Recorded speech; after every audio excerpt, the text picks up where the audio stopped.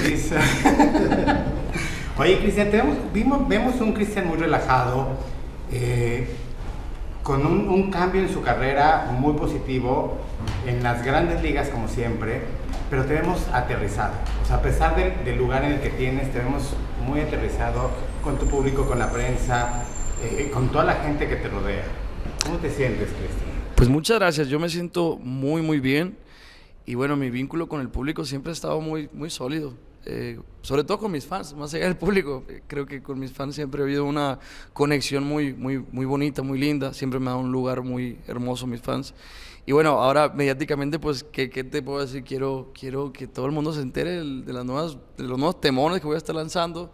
Por ejemplo, Amé, que ya sale este 10, estoy muy emocionado, se viene nueva música, nuevos duetos, Alfredito, Tito WP, El Netón, ya en mayo sale todo este álbum, entonces me tiene muy motivado y de verdad que ha sido también este acercamiento con los medios, ha sido muy lindo.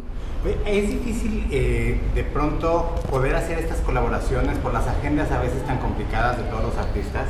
Es súper complicado. Literal, yo llevo 3 meses corriendo detrás de los artistas. El único que ha sido de mis respetos es Alfredito Olivas. Alfredito Olivas, en cuanto dijo vamos a grabar, el señorón grabó y le quedó hermosa la canción. Con los demás es más complejo porque creo que traen como una agenda más variada y también tienen esta cuestión como que no me tocó en mi generación.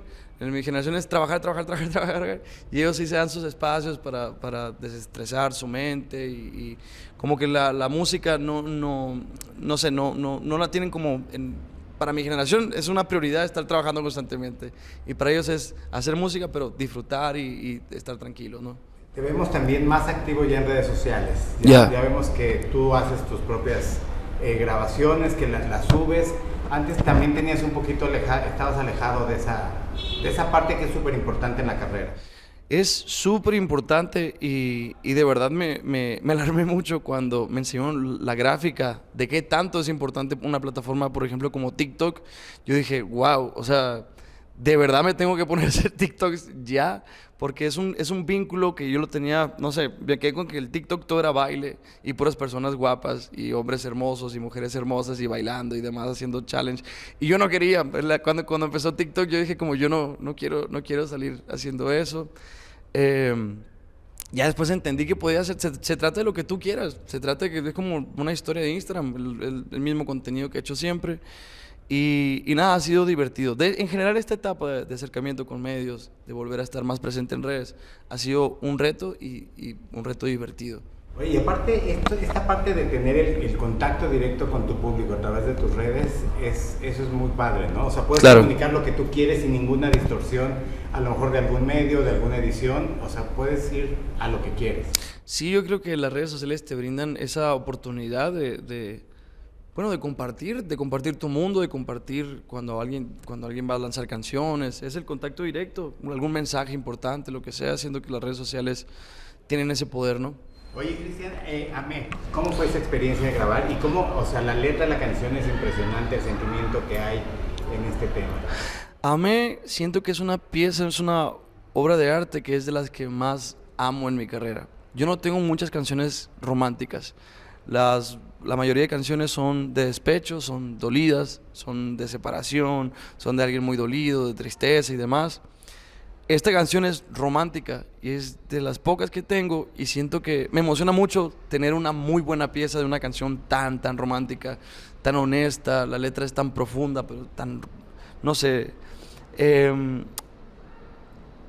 creo que tienen la fuerza de que cualquier persona se puede identificar porque todos vamos a pasar por ese punto, ¿no? Bueno, los afortunados vamos a terminar con nuestra compañera o compañero de vida, viejitos y seguramente perdiendo la vista, perdiendo el pelo, perdiendo la memoria y sobre esto trata la canción. Me tocó hablar con el actor y el señor me contó que la historia le pasó. Él cuidó a su esposa porque fue perdiendo la vista y pues fue toda una transformación, fue todo un proceso y le dolió mucho cuando falleció y dice que esta canción fue como una curita para él, ¿me entiendes? Como que una curita en el corazón porque la letra es muy fuerte, un pedacito de lo que recalca dice, si te olvido, nunca olvides que te amé, ¿no? puedes perder la memoria, pero tú nunca olvides que te amé. Siento que es muy poderosa el mensaje. Al final del video, creo que... por favor, póngale mucha atención al final del video, cuando soplan las velitas del Señor. Es un mensaje también de valorar el tener a la persona amada con nosotros.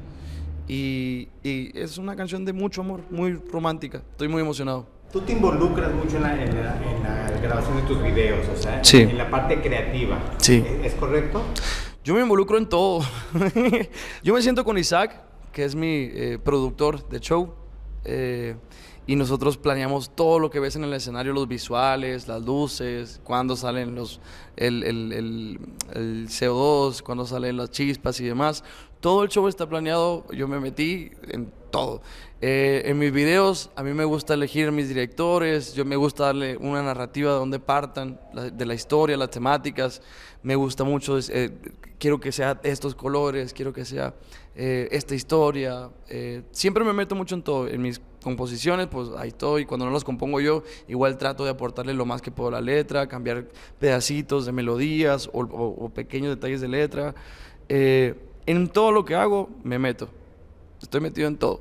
Oye, y ahora aparte te metes en un negocio que es familiar para ti de alguna manera por los tatuajes. Claro. Pero pones un estudio de tatuajes en Los Ángeles que está a punto de abrirse el próximo mes, a finales del próximo mes. Platícanos un poquito de todo lo que va a haber en ese estudio. Bueno, a mí me ha tocado aprender por las malas mucho sobre tatuaje. ¿Por qué? Porque empecé muy joven, empecé a los 17, casi 18 cuando obtuve mi primer tatuaje. Y creo que mis expectativas, pues, era como, no sabía de tipos de tatuajes. Hay muchas líneas, diferentes líneas de tatuajes. No sabía sobre artistas de tatuajes. Entonces yo iba con el primer lugar que encontraba, ahí era donde me metía. Después me tocó conocer a mi mejor amigo, a Oli Venegas, que él también tiene, pues, ya su estudio de tatuajes. Y en cuanto tuvimos la amistad, yo le dije, no, pues a mí me trataron así en tal lugar, fue pésimo, me cobraron muchísimo dinero y me trataron súper mal. Y me dice, es que la gente no le pone el cuidado que debe. O sea, la verdad que es muy complejo todo esto. Y le dije, pues deberíamos hacer nuestro tattoo shop. Entonces fue una plática de borracheras y se nos quedó en la mente. Y llevo ya 4 años construyendo todo el lugar, todo el concepto. Va a ser más como un club, donde te afilias al club y tú vas a tener derecho a retocarte tu tatuaje. Los tatuajes se van desvaneciendo o no quedan bien a la primera, entonces se necesita un retoque, eso va a ser gratis. Tenemos para borrar tatuajes también, que es muy importante también porque las máquinas importan mucho, las máquinas para láser.